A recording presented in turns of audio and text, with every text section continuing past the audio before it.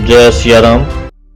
नीलांबुज श्यामल कोमलांगम सीता समारोपित वाम भागम पाणौ महासायक चारु चापं नमामि रामं रघुवंशनाथं।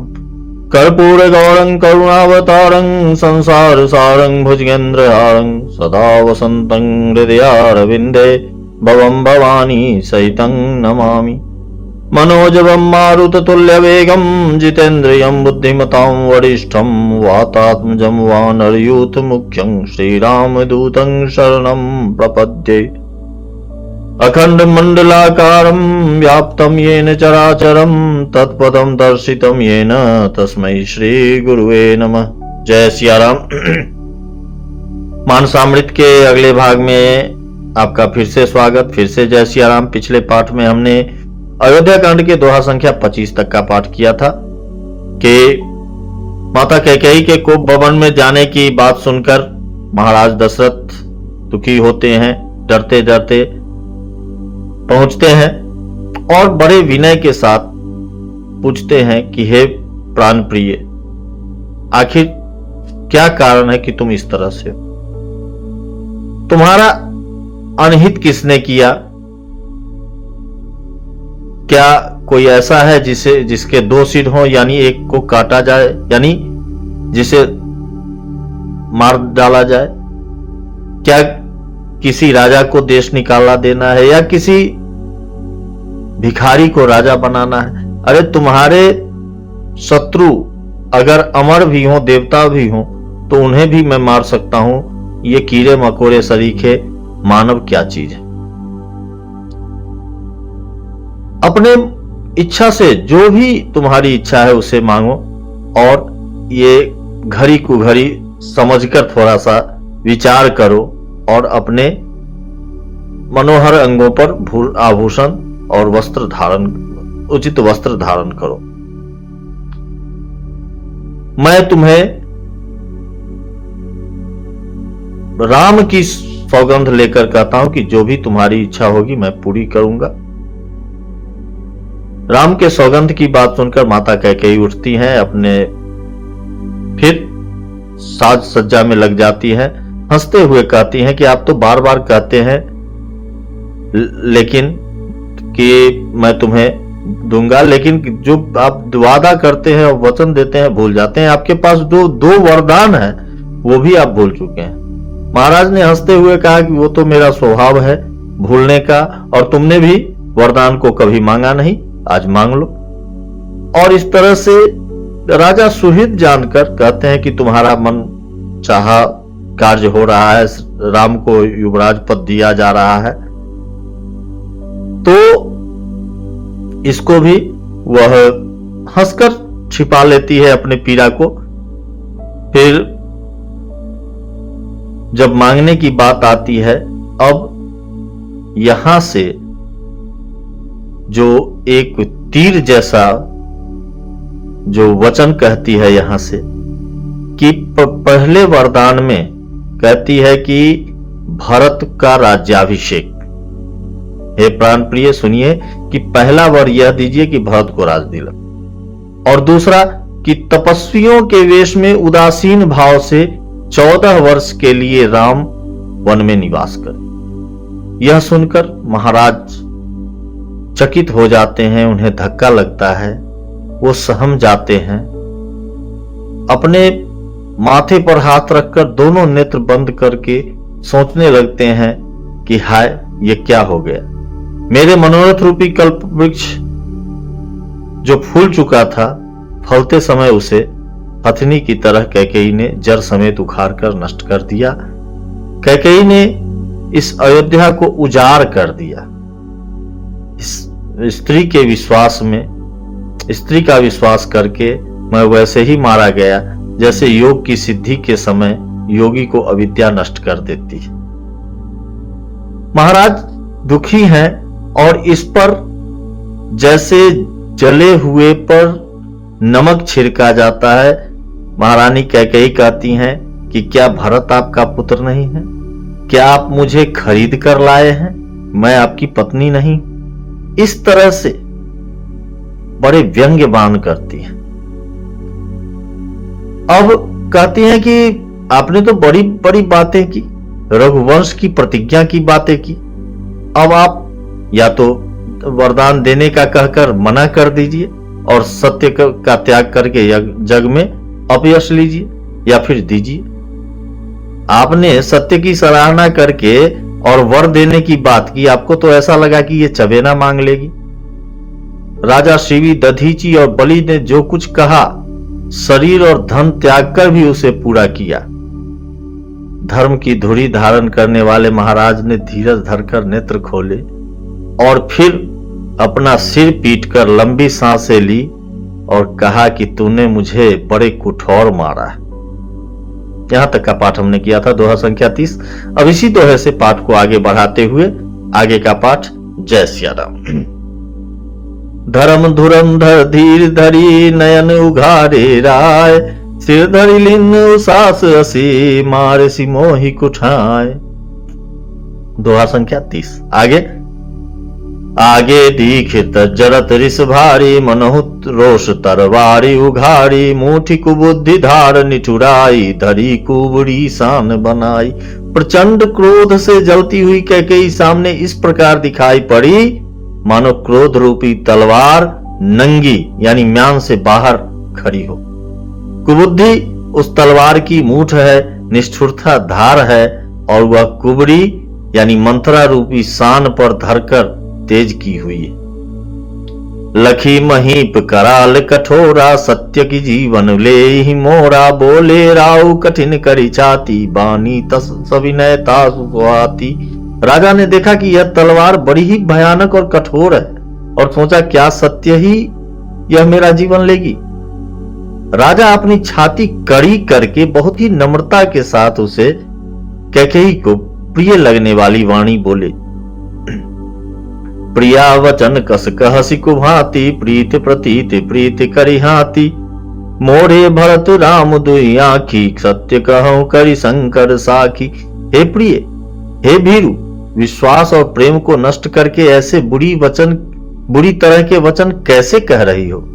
मेरे तो भरत और रामचंद्र दो आंखें हैं, अर्थात एक जैसे हैं। यह मैं शंकर जी की साक्षी देकर सत्य कहता हूं। अवसि दूत पठेब मैं प्राता, अवसि दूत मैं पठेब प्राता, यहीं बेगी सुनत दो भ्राता, सुदिन सोधि सब साज सजाई, देहु भरत कहूं राज बजाई। मैं अवश्य सवेरे ही दूत भेजूंगा, दोनों भाई भरत शत्रुघ्न सुनते ही तुरंत आ जाएंगे। अच्छा दिन शुभ मुहूर्त शोधवा कर सब तैयारी करके डंका बजाकर मैं भरत को राज्य दे दूंगा।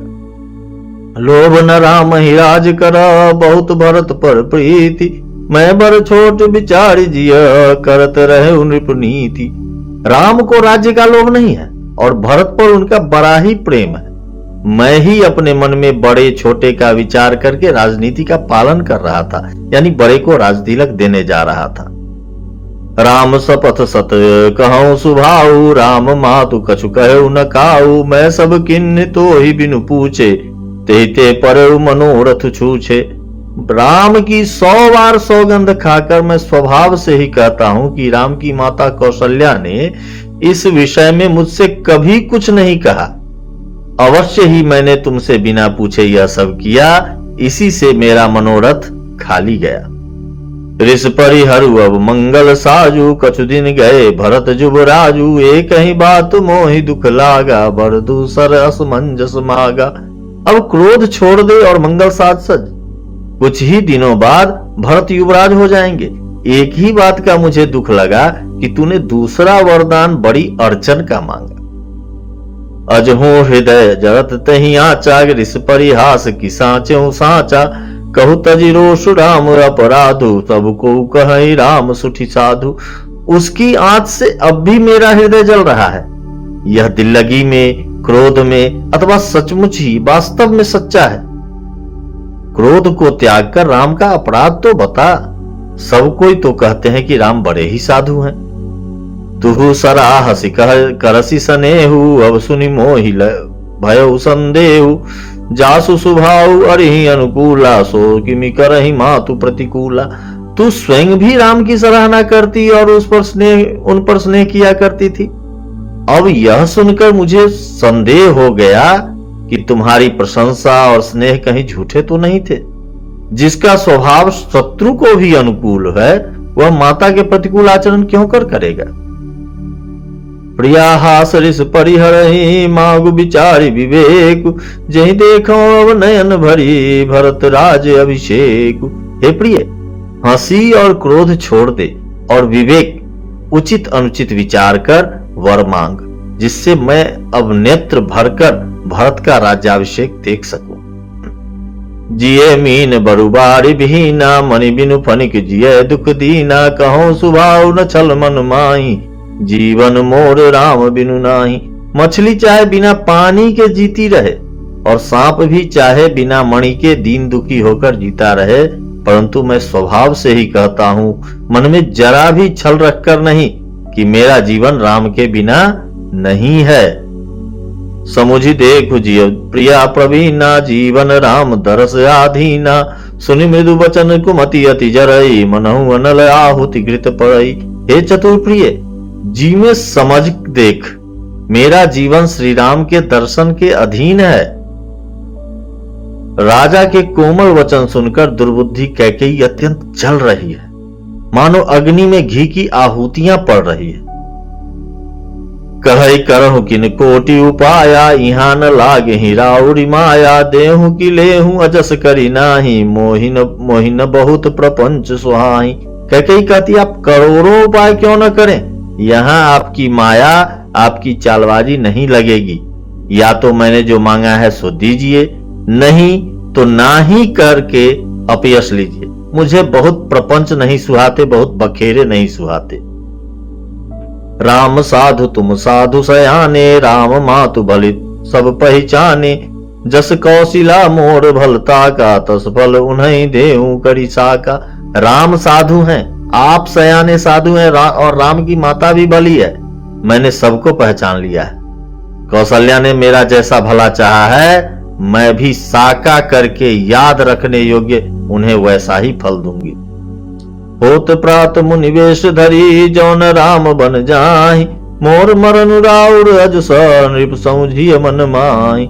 सवेरा होते ही मुनि का वेश धारण कर यदि राम वन को नहीं जाते, तो हे राजन, मन में निश्चय समझ लीजिए कि मेरा मरना होगा और आपका अपयश।